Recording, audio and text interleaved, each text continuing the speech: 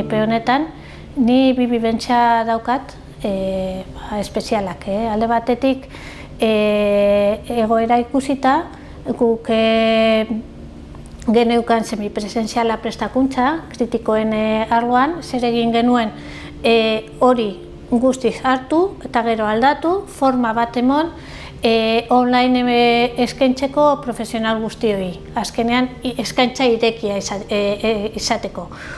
Horrela, bai profesional berriek, bai beste unitateetatik mugitzen ziren profesionalek prestakuntza hori emateko aukera zeukaten. Eta hori nire ustez importante izan da. EPIrekin lotuta, guk diseinatu genuen estrategia izan zen lehenengo pertsona batzuei prestakuntza ematea, haiek gero kaskadan emoteko prestakuntza hori bere langilei, bere lankidei.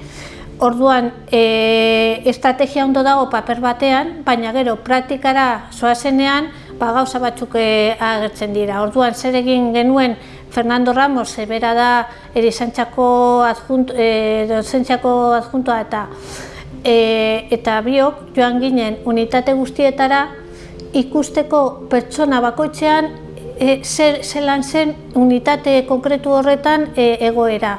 Zeintzu ziren bere beharrak, bere beldurra bebai, bere egoera, bere rekursoak, eta horrela kaskadako prestakuntza prestatu genuen bere ezagutzarekin eta bere beharrekin. Orduan, nire ustez hurbiltasun hori niretzat oso importantea izan zen.